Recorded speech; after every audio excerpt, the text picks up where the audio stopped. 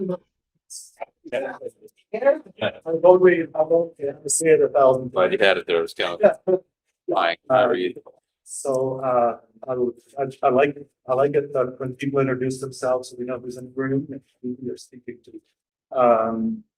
And can I ask you, if people could, as they introduce themselves, identify if they are a radio operator by giving them a call? Yeah, we've got a couple of those here. Yeah, very well. Thank you. All right, outside of myself, otherwise I forget it. Yeah, my name is Philippe, and I've been involved with CRTF for many years, actually from the beginning. It talks loud to me, you know, and it really is how I think emergency management needs to be done. Every community should have it like this because it's about the hours, isn't it? You know, when nobody can get to us, nobody official, we're on our own. And our community is very, very good. I think vulnerable to a lot of stuff. Airport, railroad, flooding, hurricanes, chemical, etc. We don't even want to go there. So yes, there's that time when we're on our own and we need to communicate. So that's why it helps. I'll introduce the board real quick. Those that are here, Earl Finley, he's vice president, treasurer. Yeah, can't forget him, Mr. Money, Leroy. And I'm a ham. Leroy Harrison, and Ham too. Yeah, such. Secretary Lynn Wilchie. And then board member at large, Bob Roberts. All right.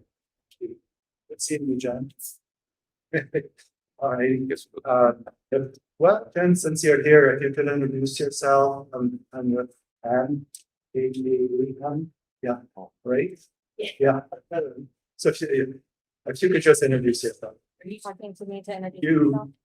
Okay. As Philippe just said, I'm Jen Carlstrom, and I am the community liaison for Humboldt Area Assistance Ministries.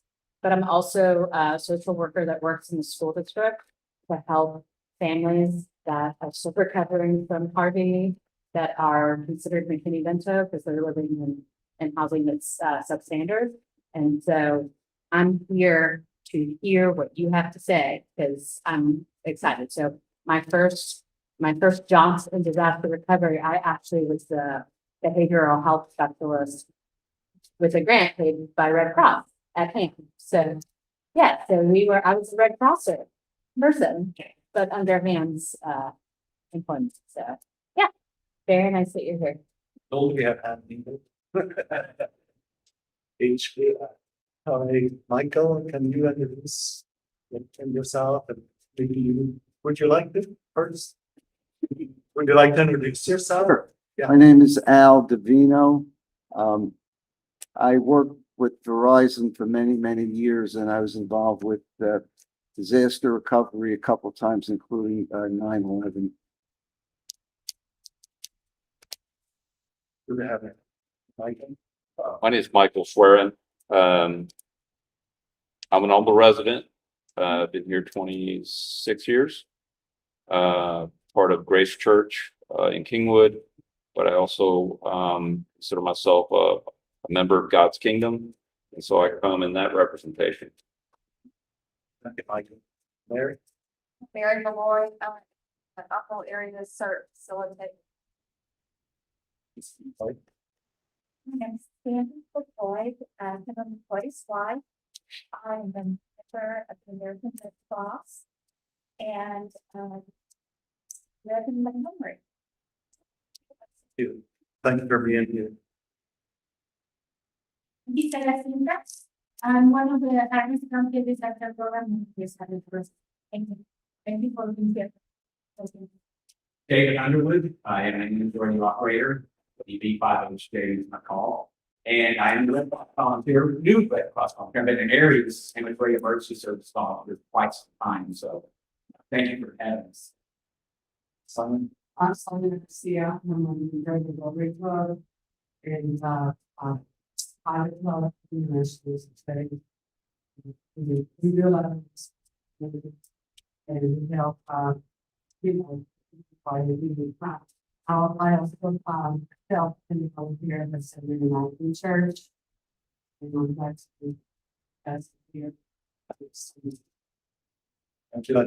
Yeah, I'll take this opportunity to mention Rotary, because they have been so supportive. And, they're right now considering a grant for a project, our app, but we can talk about that. Yes, I am, this night, I'm, veteran and I belong to the government church. Kind of represent them.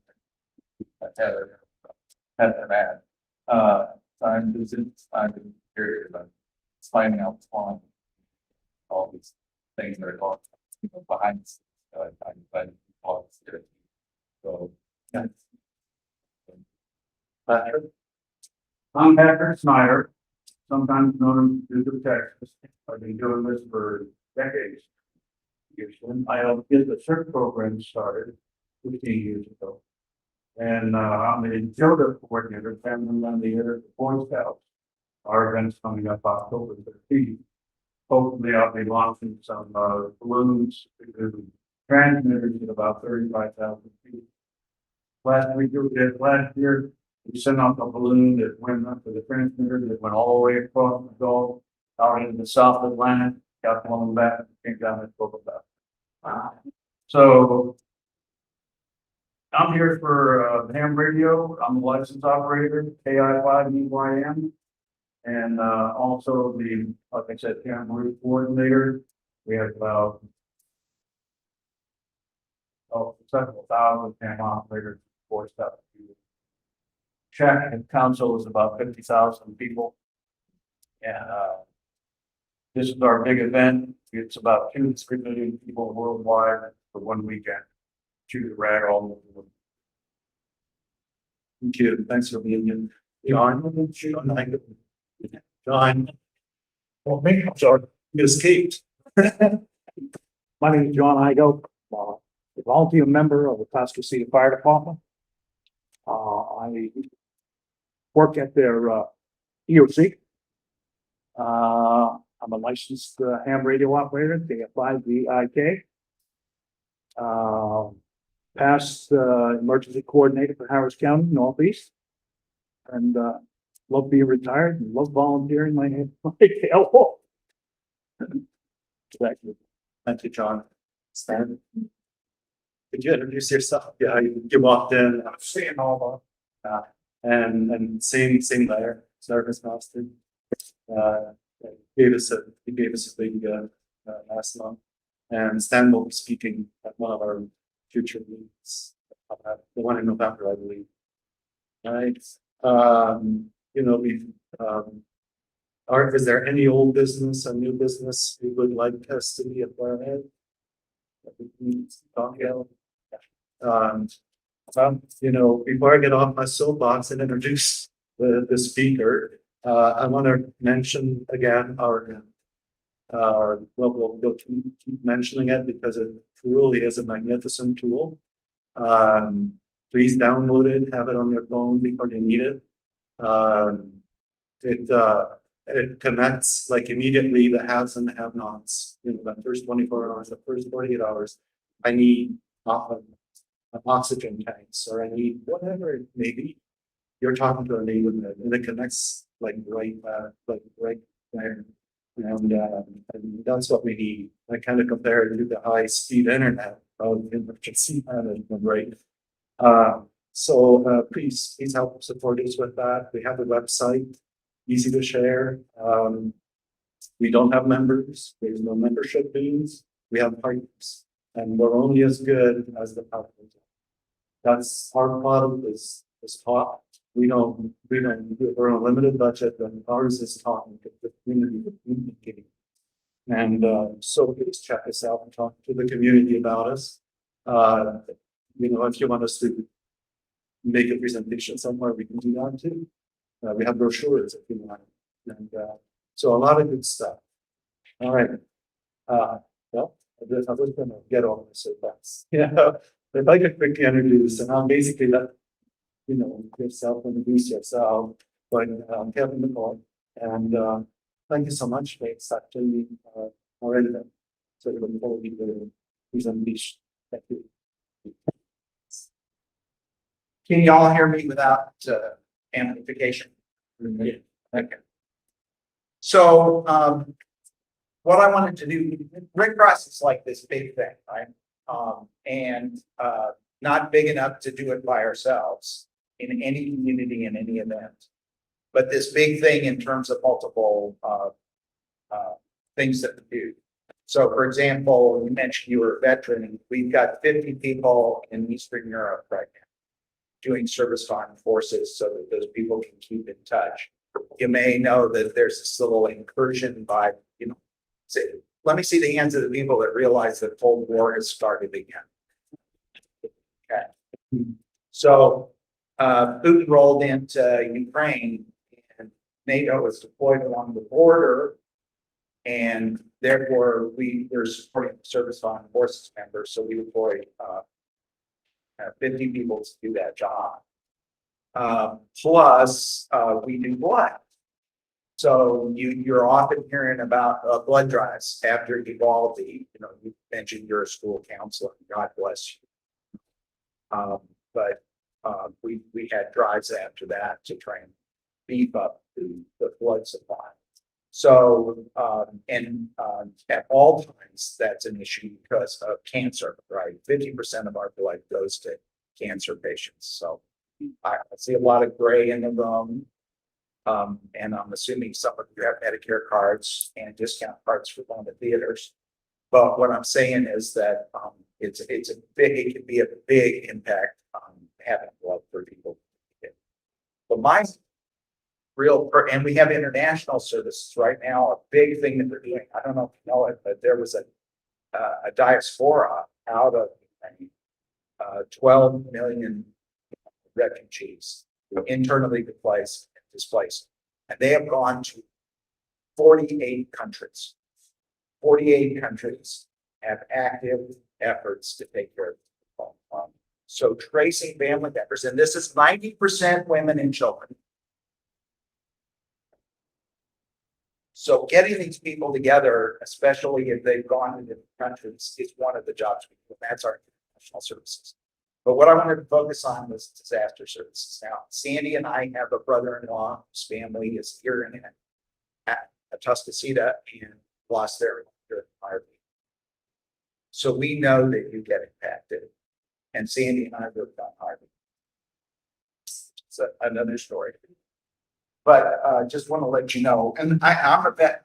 I am a participant in more than 40 disaster events. So I do have a little experience.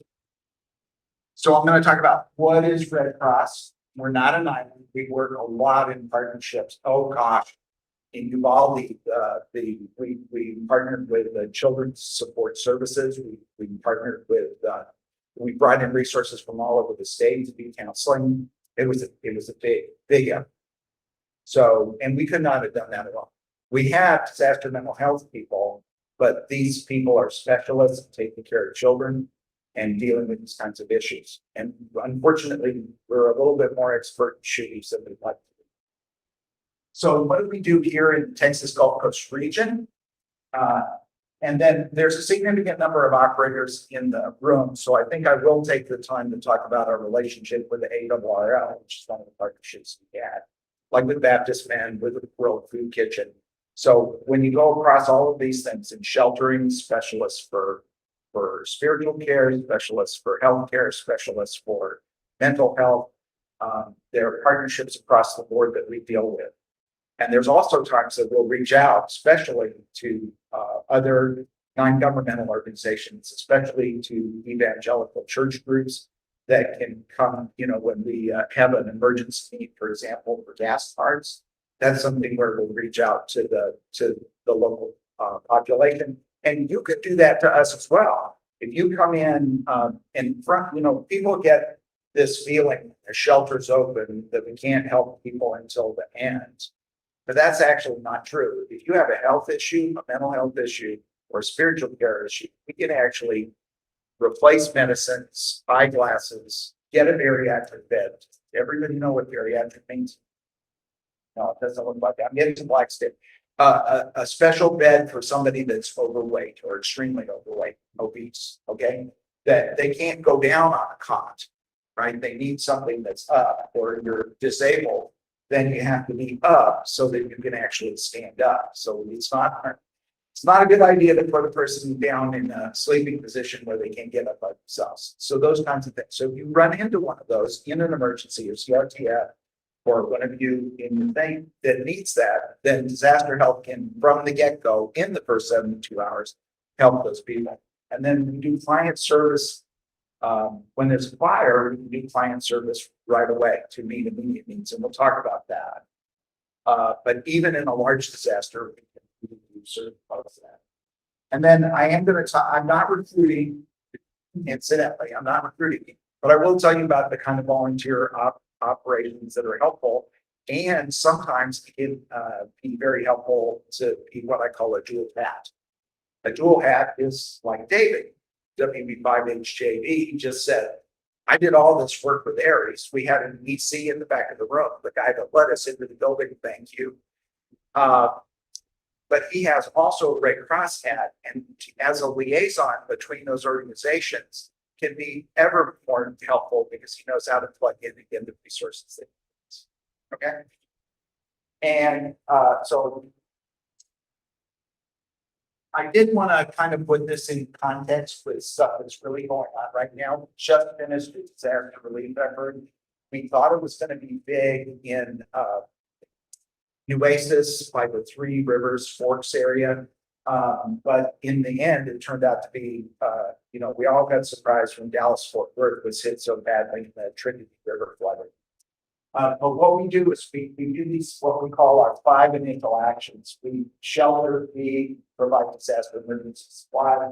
We do damage assessment, which I'll talk about in a minute. And that's a good skill that you guys have. If you learn disaster assessment with Red Cross, you're also trained for FEMA. It's exactly the same criteria.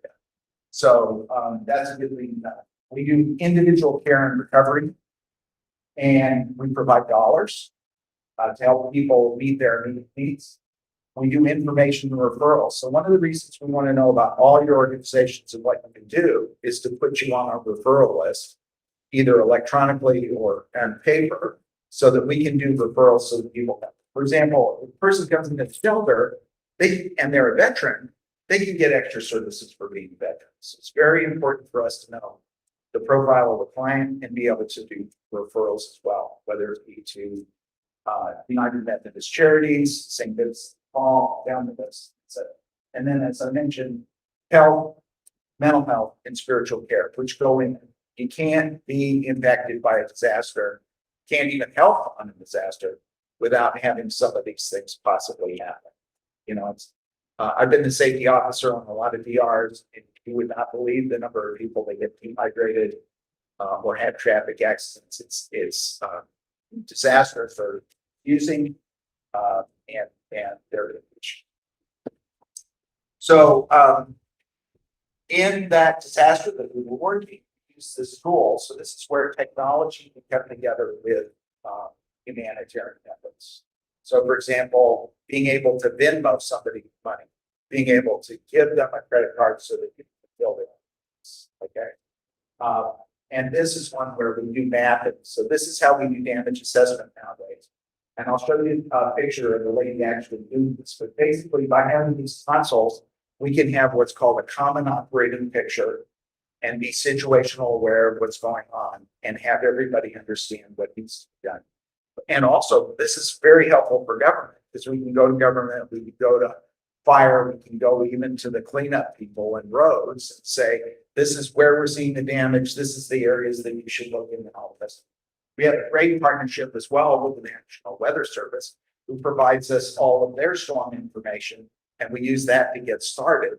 And then each of those Red Cross people in the field is then an ambassador to hear from somebody that says, you ought to look at this street. Right? Because not all people are created equal. Not everybody is at the same socioeconomic level. Sometimes you can get into an area where there's poverty and unaddressed or unmet needs. And that's mostly discovered when you go out to Highway 51.5 in like in the Rio Grande Valley, where they name things by how many miles it is, right? And then all of a sudden you find that there's a colonia out there with 10, 20, or 30 temporary homes, then you can get paid to those. I mentioned before over here. And I'm gonna provide, you don't have to take detailed notes here. I'm gonna provide your secretary a copy of the slides and a PowerPoint, a PDF, you know what that is, an Adobe Acrobat document of these slides, so you'll have them. Okay? But see that lady, right there? She got, made a mistake. I don't think you might be able to see, that's the water line right there for that apartment building. And in her hand, she has a little tool called Survey Dimension 3. And she can actually sit there, take a photograph, put in the information, document it, and then we know that that client had damage. And we share that information with all the other charitable organizations that are engaged in that effort. So many people leverage and government leverages the information that we have. Now, you may have known that Texas State PDM, Texas Department of Emergency Management, is doing some really great things right now in terms of self-reporting tools. Now, we've had a lot of people be very skeptical about it, but I got to tell you, it's working. We're not finding a lot of false reports. We actually go out, 80% of the reports, there's a certain segment of the population that thinks that 1 inch of water is their home's destroyed. And we'll get some of those, but the majority of people that report in the self-reporting tools, it's fairly accurate. And we cross-check that to make sure that we have covered all the damage in an available area. So we take that information from the government, we take our own information and cross-reference it. And then you see this guy with the bucket with the disaster emergency supplies to help people with cleanup. And then this is a client service person. You won't see any pictures of the clients there in this presentation for the reason that, we preserve privacy. But these guys gave us permission to show their photos. But people walking up to a client desk that need help are generally, you don't want to bother them. Okay. I did want to, I know in context here, there's a lot, you can't turn on the news without hearing a big band ring. But that wonderful lady.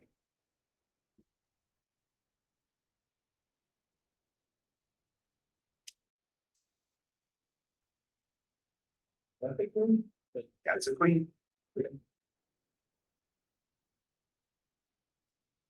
Now, rolling all that introduction together, I'm now going to transition from, I thought it would be more relevant to you to see what we actually do on a day-to-day basis. And the guy who was supposed to give this presentation, Eric Bauer, is down with the COVID. So he asked me to pinch in for him, but he was actually on that DR. And I covered for him for steady state, what we call steady state or blue sky operations while he was on. But the number one thing, and one of the issues that we've got is perceived risk in the population versus actual risk. You remember after 9/11, everybody was afraid to fly. So they were all on the nation's highway and dying like flies because flying is actually very safe if you don't end up in the Pentagon. So the problem was that everybody's perceived flying is dangerous, cause them to go on the road, which really is dangerous. And we have the same problem. People believe that they will win the lottery more than they believe that a fire will strike their home. But the truth is, a fire striking the home happens all the time, and it's the major disaster we have to contend with. And what I love about communities, if they have their own disaster action team, is they can respond more quickly. It took me an hour and a half to get here. I don't know why. So if your team dispatches from that distance, so the more we can get local communities to build their own disaster action teams and have the wherewithal, then they can handle this very frequent number. So it's about 60 to 70,000 fires a year with a lot of people impacted. And women don't listen to this part because it proves that you're smarter. Men are the ones that die. Men are the ones that get injured because we go back into the house. You have 2 minutes to exit after that fire alarm goes off.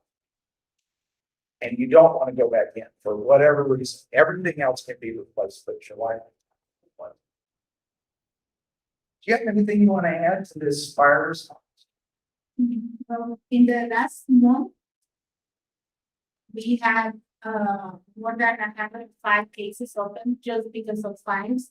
Since July, July to September, more than 38 fires we had. So we have seen that increase in apartment as well, and obviously with the fire department too. But we have seen how many fire department, how many apartment complexes have burned, like the whole building, and it displaces like all the families because of the electricity and all those issues. So it is becoming a situation for everyone. So our mission is goal. Question. Our mission is to alleviate the cycle. That's it. That's what we do. The arithmetic for how we do it is to combine the generosity of donors with our volunteers.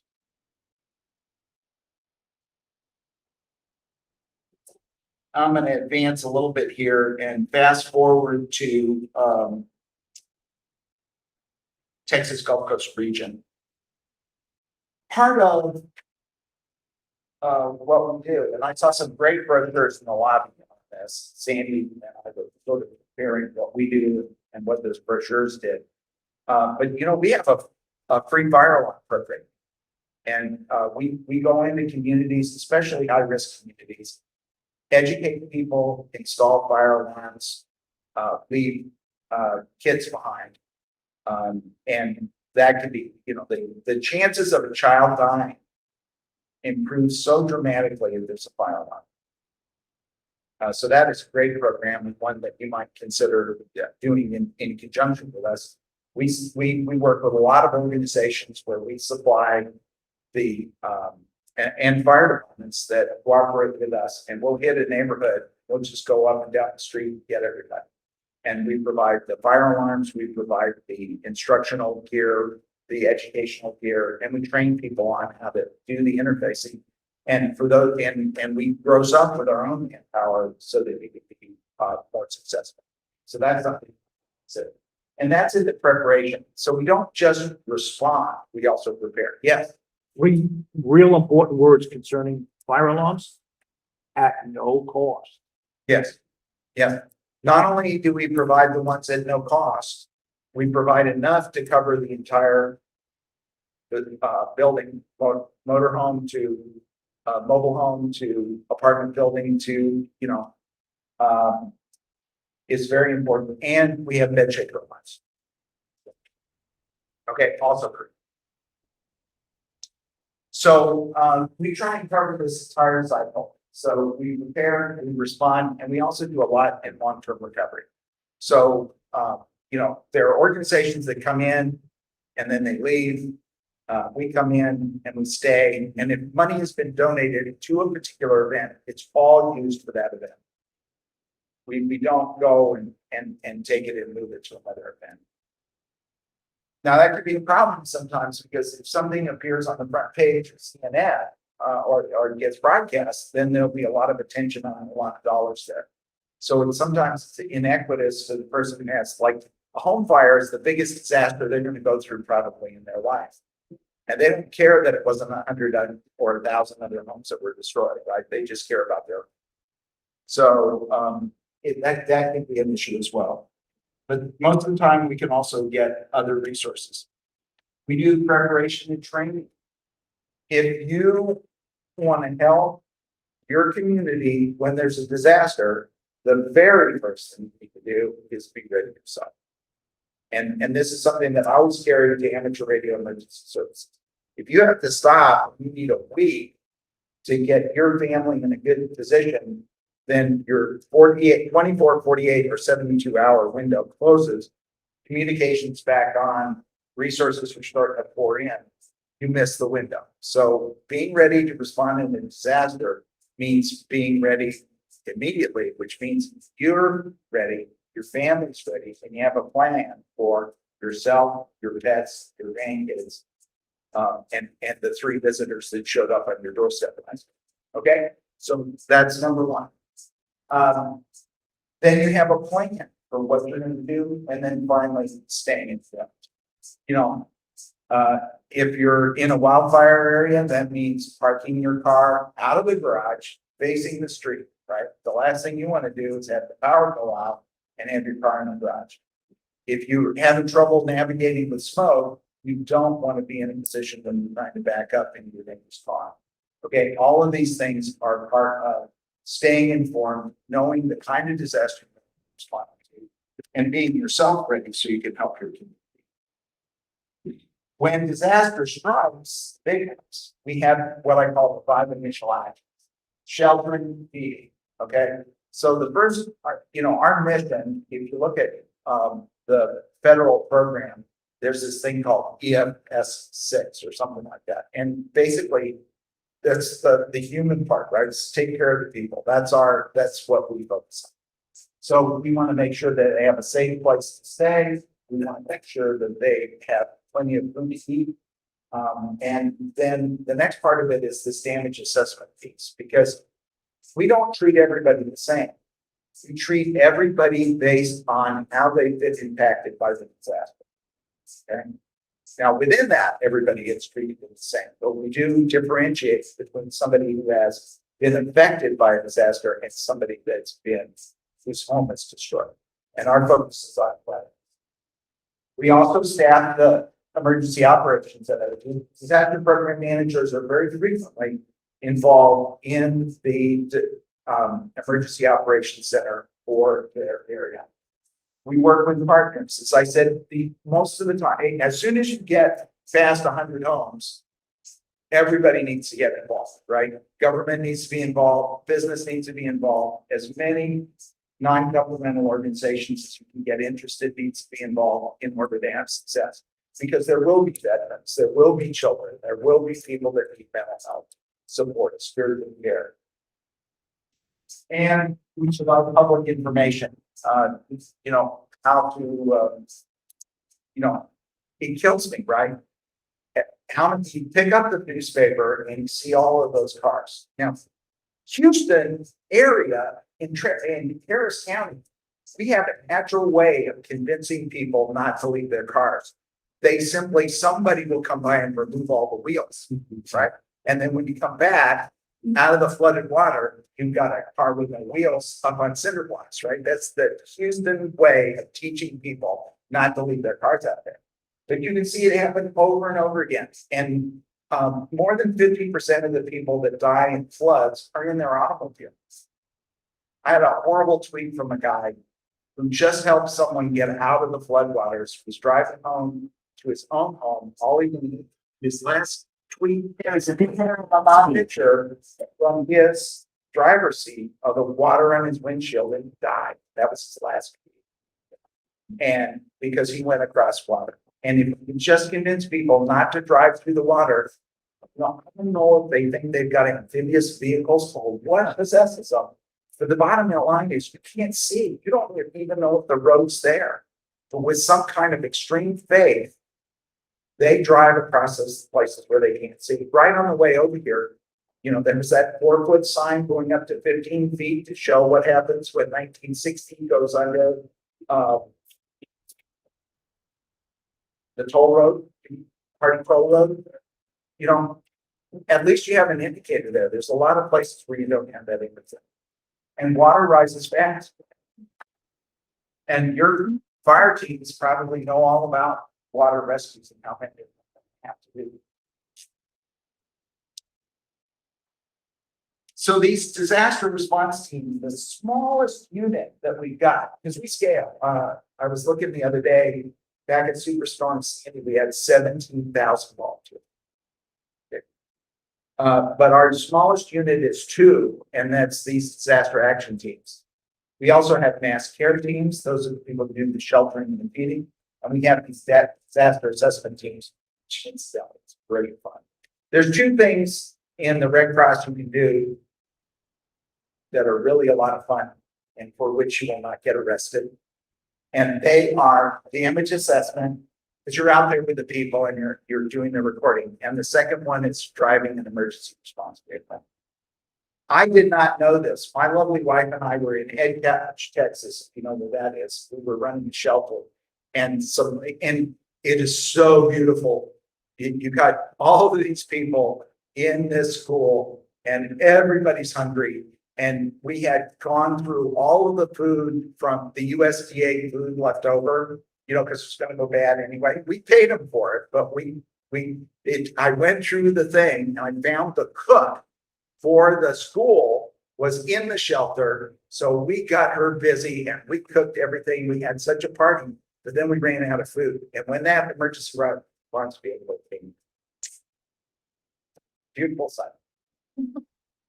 But they said to her, would you like to come along? And she got in and she did a little ride around with these ladies and came back. We cut that. So Sandy drugged me up to Sedalia, Missouri, and took an emergency response vehicle driving class. It's great. So what do these folks do? They're trained, they're sent to the scene, they provide emergency services, even to the point where these folks are able to set up to give financial aid to the folks, all in one package. Make sure they got shelter, make sure their immediate needs are met. Put in additional cases if they need mental health or spiritual care or health services or replacement medicines, the works. So they can set that up. And they may not have somebody on their team that can do it, but they put in the referral so that the disaster health team or the mental health team or the spiritual care team can go out and work with these folks. And we also provide, a lot of people don't know this, but especially you'll see this,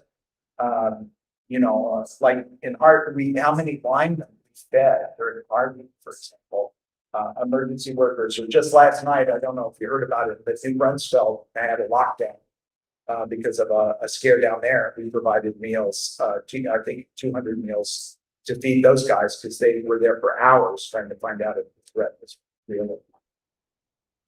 But our number one response there is fires. And I mentioned that we can do, Venmo, Zelle, sometimes Walmart, they come and go. Mechanisms are good. There's only ways on your cell phone to get money in or out and to have money stolen. But what we try to do is do the money out thing to help people get the service that they need. Mass care is the next level up from that. That's where we do sheltering. Here you can see those emergency response vehicles that I talked about. This is actually the building down on Kirby, but there's offices all over the Texas Gulf Coast. I'll show you where those offices are in a minute. The mass care team does these, when something goes beyond the capability of an individual disaster action team, and we work as hard as we can not to open the shelter. We really try and work with the management in the apartment buildings, see if we can get people new properties within the same landlord. There's no issues of having to requalify and stuff like that. Plus, they're in their community. They know where the schools are. They'll know where the bus is going to pick up their kids. All of that kind of stuff says, don't open a shelter unless you absolutely have. But with these multi-unit apartment fires, if it gets big enough, we really don't have a choice, especially if all hotels are lit because of an event or something. So, range fires, weather events, tornadoes, floods, hurricanes. And that's what we do. And this damage assessment piece is to help size the job. Usually government has some kind of idea that something's wrong, but sometimes and how many times have you looked at an article that says, Red Cross says, that there's 30,000 people impacted or whatever. And that's because we do this, general damage assessment, then we do detailed damage assessment. So we have that information to help government understand, is this thing a small bread box or is this thing, the number of people that'll fit in the coffin, right? And they really need to know that so they can gauge how much they need to engage. Because if you just look at the news media, every tornado is a mega disaster, right? Now, that's different between 238 tornadoes in Alabama. It does happen. So the magnitude sometimes can escape them unless you really have quantitative information. And as I said, that's really a fun thing to be.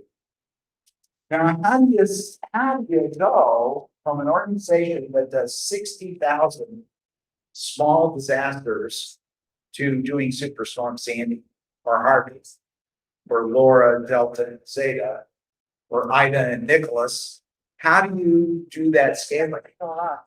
And the way we do that, honestly, is by very uniform training.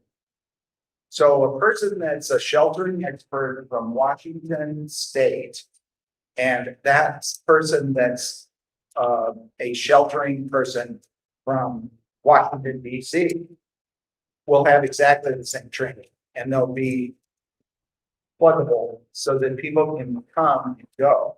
So there's enough folks in Red Cross that we can support something like Superstorms, have 17,000 volunteers and not have anybody drop from exhaustion. And the way we do that are 2-week shifts, people rotate in and out, and we have this uniform training, and that's how it's done. And it's a beautiful thing when it works, but it does take time, and that's where some of these issues, like, for example, in Harvey, I had in Austin, Texas, where I was in charge of District 4, it was called, and the airports were closed. They couldn't get in Hobby, they couldn't get into George Bush, and so they are all ending up in Austin. So I was actually sheltering. And it's not that we didn't have, there were 145,000 people in shelters. We had our fair share over there from people that were smart enough to drive out before things got bad. But we also had hundreds, literally hundreds of volunteers that couldn't get down here to help us, right? And we sheltered them in Austin in staff shelters and then bus them down.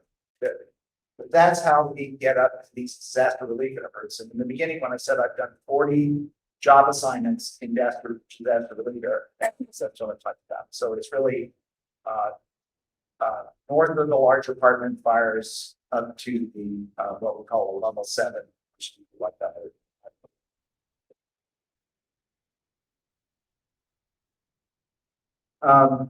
I mentioned the client support pieces, but we also do this recovery, which is client casework going forward, and logistics. So everything that you can think of in a normal business, like transportation, finance, you need all of those things to do a big disaster relief effort. So if you're sitting there going, I'm not an EMT, can I help? The answer is, if you are an HR person, you can work in staff service. If you are an accountant, you can work in finance. All of those functions still exist. Now, it's true that our big muscle is mass care, sheltering, feeding, disaster response. But you need all of those other things. If you can't get your people to the event, if they can't have the computers that they need to enter the cases, then you can't do the job.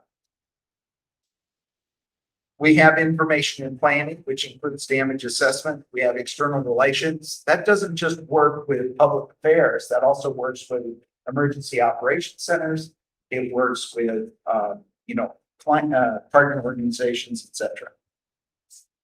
And my favorite one, which is disaster services technology, which includes communications. And that includes computer operations, networking, communications, including radio, and service and sound. It's a modern world we're in. Don't hate COVID for inventing Zoom. Zoom existed before. It just became the torture part of our lives after the fact that we couldn't be as much together with people. I should probably mention, since we're talking about COVID a second, there is a connection. If you take the heat map for COVID in the United States right now, you will see it covers every single state that's had a disaster. So every time you do business as unusual, all of a sudden you see Tennessee go to the top of the list. Guess what they had? Floods. Then you see Mississippi go to the top of the list. What did they have? Floods. So disasters and people mingling outside of their communities is a great way to spread. And so we really try very, very hard in sheltering.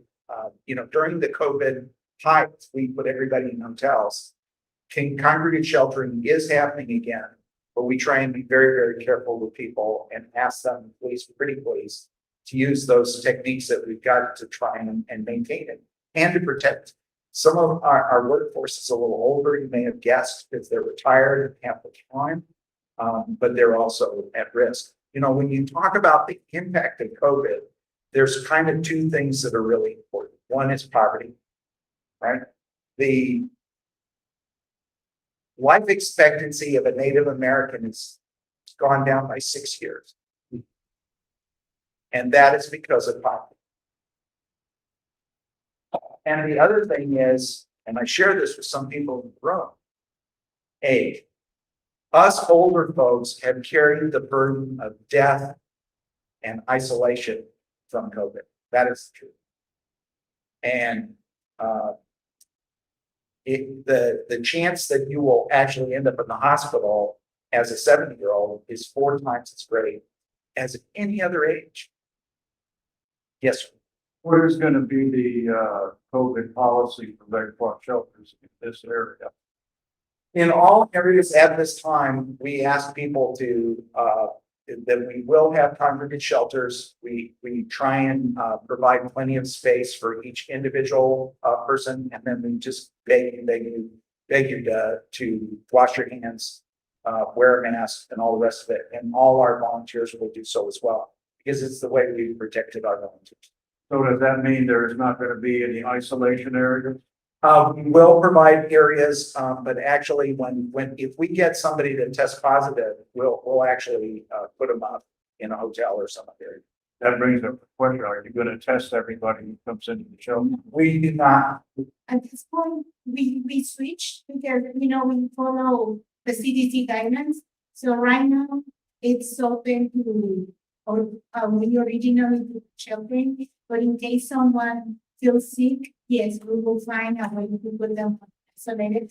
But we're not doing temperature check, we're not doing testing or anything. It's just if the person comes to us and they're like, I feel sick, or some of our workers see the person like, yeah, this person shivering, has fever, or is not feeling well. Yes, then definitely we will try to do that isolated system. So we have all of where the mask will go with the shelter just to prevent volunteers, and we will also make the client feel safer. So if that is our. Absolutely. And the other thing is you got to remember that people aren't in the shelter because they have other alternatives. Sheltering is not somebody that they stand up and say, whoa, mom, let's go to a shelter today. No, it's the segments of the population that we're handling in shelter are quite often folks that need extra help and support. And some of this stuff is not new. I mean, back in Hurricane Ike, I had isolation areas within my shelter in Austin for those evacuees from Galveston that needed it. And we prevented if I got to tell you, as a shelter, I have run shelters with 1,800 people in them. And the worst thing that you can happen is to smell the smell. If you get a dysentery starts or a norovirus breaks out in your shelter, you will have to close. So I am only in my career sheltering. I've only put one back in the box once, and that was I put people in isolation. And when they were okay, I took them out. That was well before COVID. But this is not my first pandemic. Sandy and I worked on H1N1 flu, which killed many people early in my career. All right. So I want to talk about our partnerships. And again, I'm really talking not only to CRTF, but everyone here that's got a liaison with another organization or a religious organization or whatever. Sometimes you see these headlines, Red Cross is doing this, Red Cross is doing that. Well, behind the scenes, it could be Texas Baptist men cooking 60,000 meals. We may be doing the distribution, right? Or I mentioned the Children's Society that's helping us take care of the kids, because these families would come in grieving for their dead loved ones. The last thing they want to be doing is dragging 3 or 4-year-olds behind them.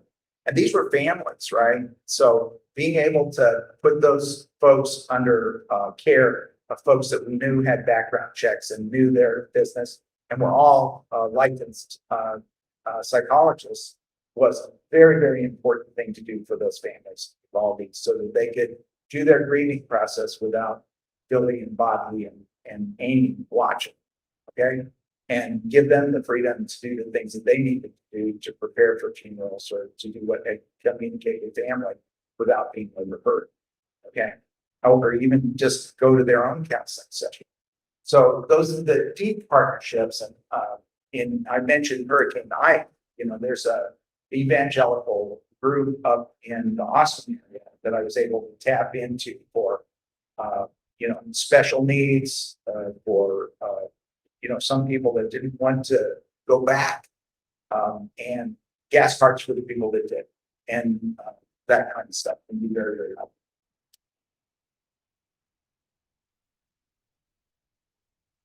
We're in Southwest Rocky Mountain Division, and this is a map of Texas Gulf Coast.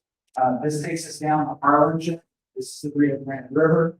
Up here, you go all the way to the border with Louisiana, the famous river that runs down there. So through Orange, those kinds of areas, and all those little blue boxes are the chapter main offices. But there are a lot of other offices, for example, that aren't in this map. Like there's one in Montgomery.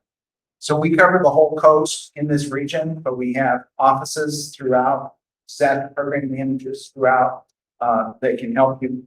And you guys may want to make a connection here before we leave the room so that you know who your disaster program managers. So when you're doing that talking part, who you're going to call, that would be right there. So what about the long term? So in something like Harvey, it doesn't go away. Or another good one was I think the most serious fire response in Texas ever was Bastrop.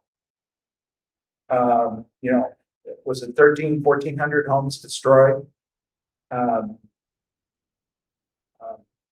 That requires long-term recovery. So when we focus on these disaster relief efforts, we do the short-term stuff, but then what happens to the 3 or 4 years of rebuilding?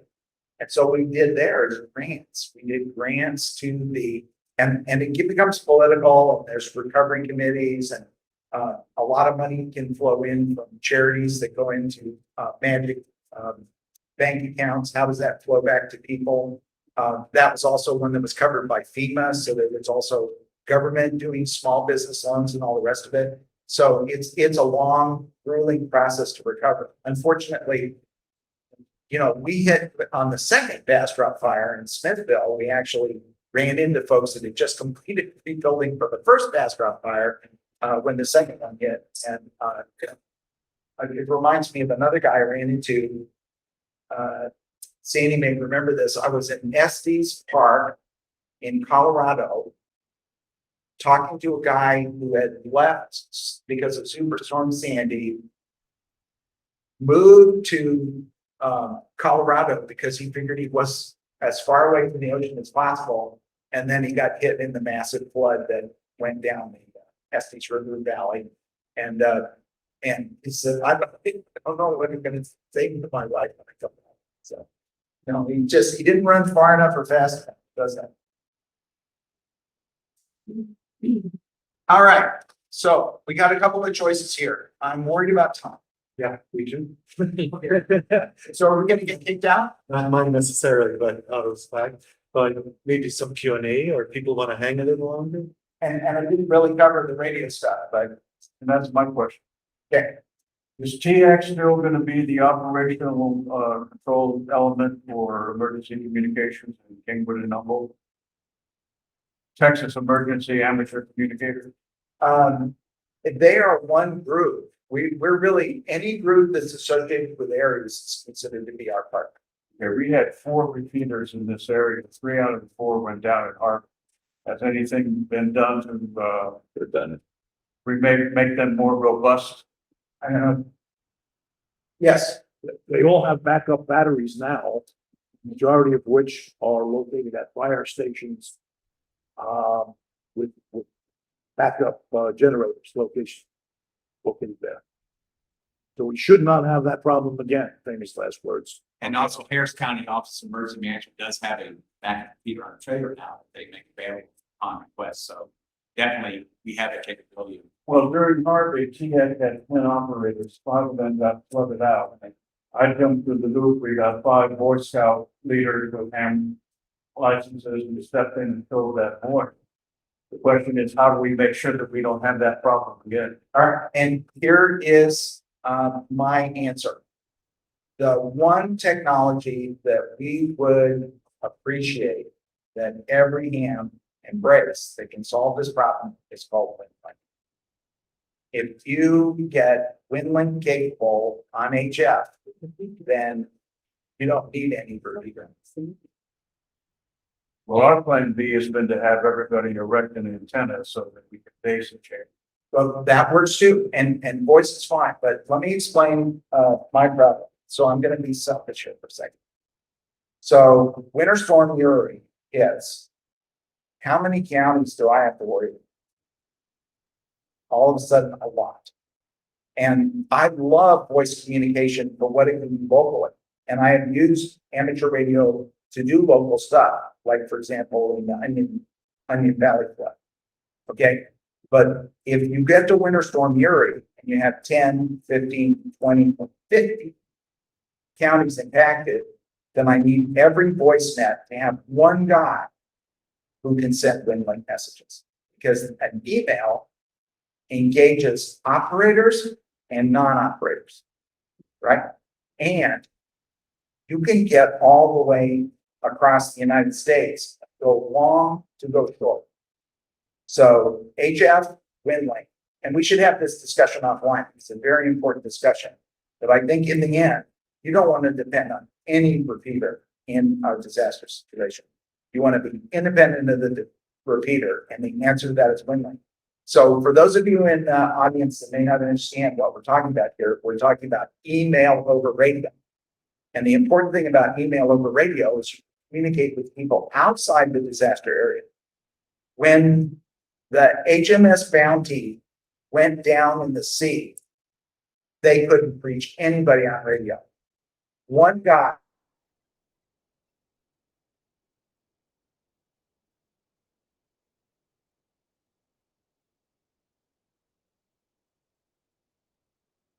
I sent them in California where they shut off the electricity because it's starting all the fires.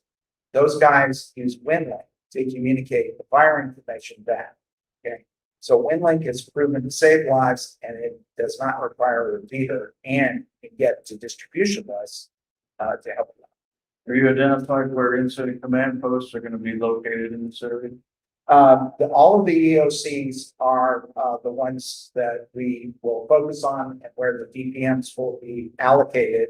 And then shelter locations, they will not let us publish until the actual event in person.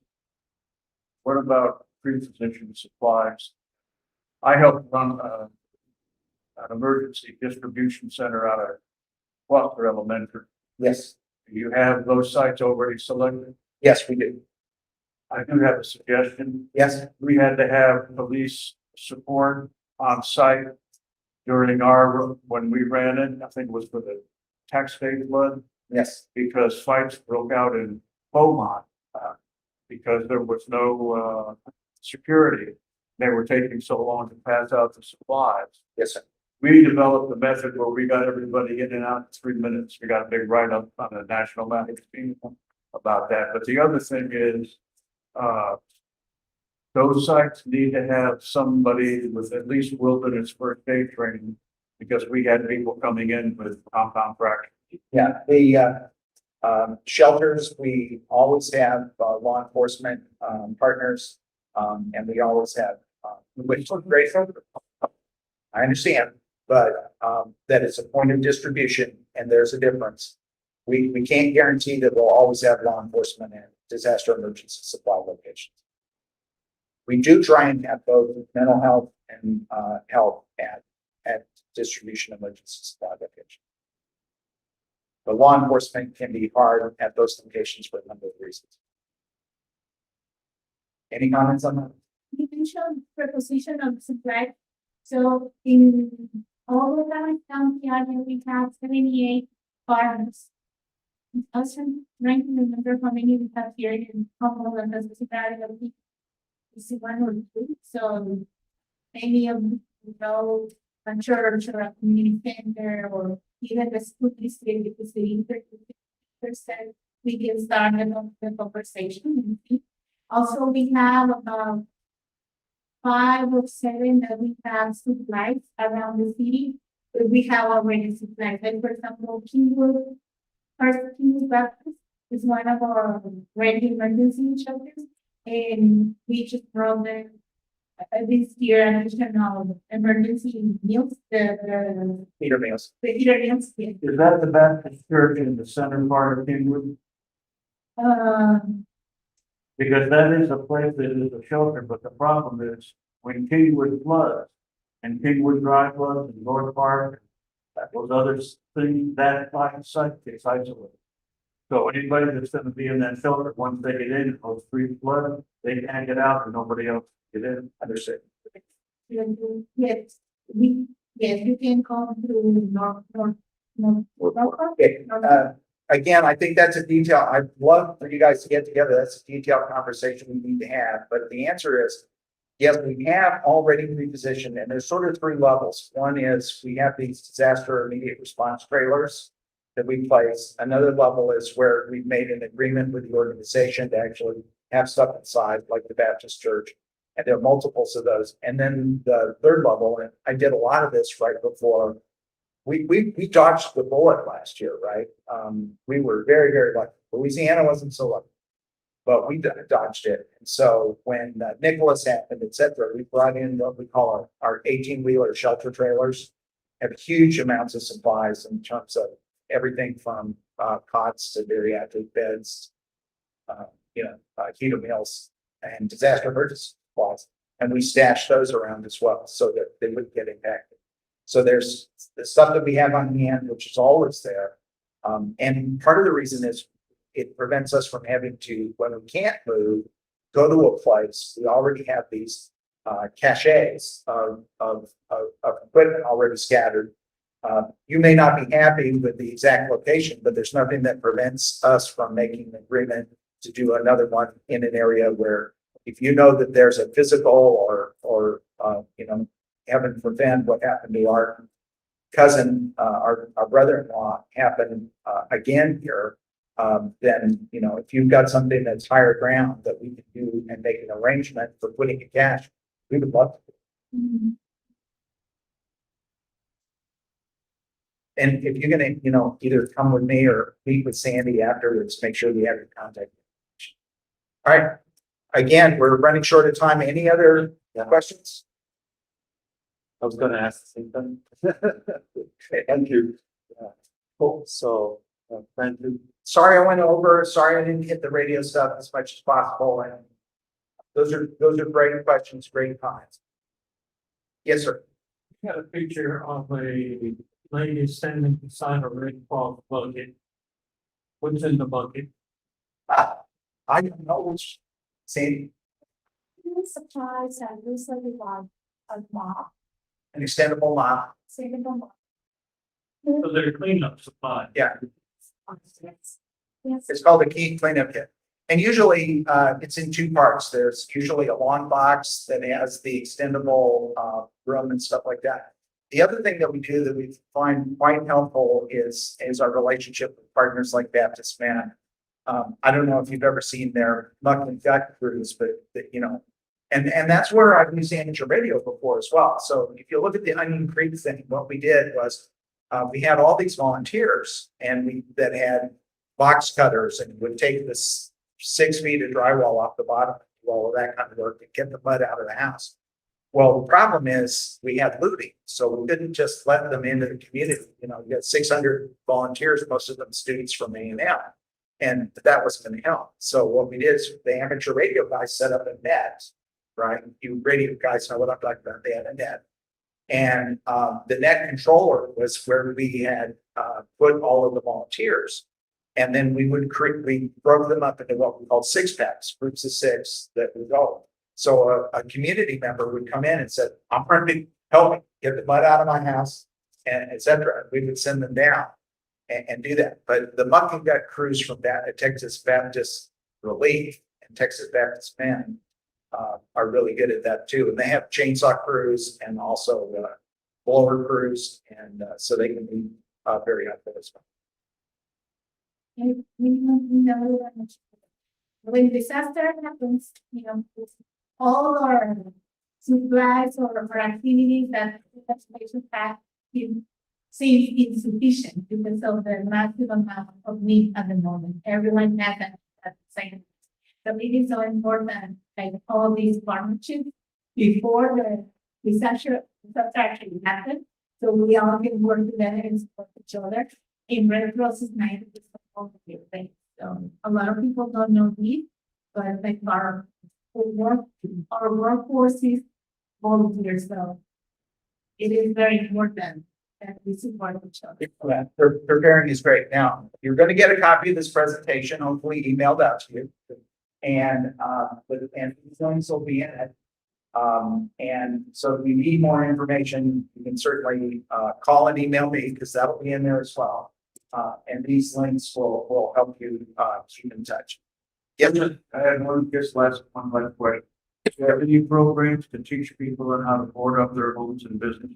No, we do not do that. Yes. The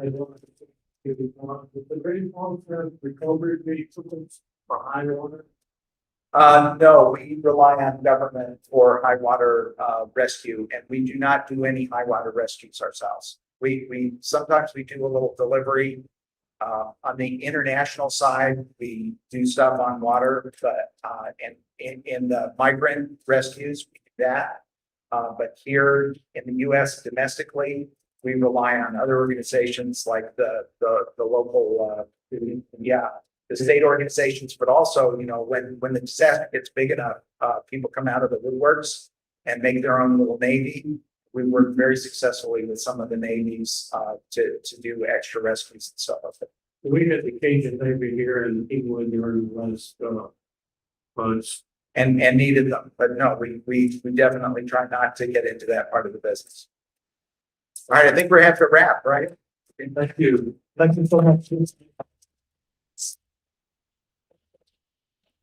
So we do this every month, second Friday of every month, right? Same place, same time. And please, if you're not a partner officially, send us your information and we will keep you informed.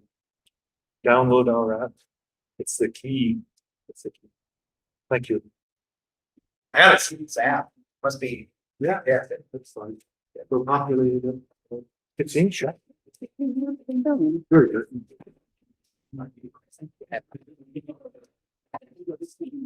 Yes.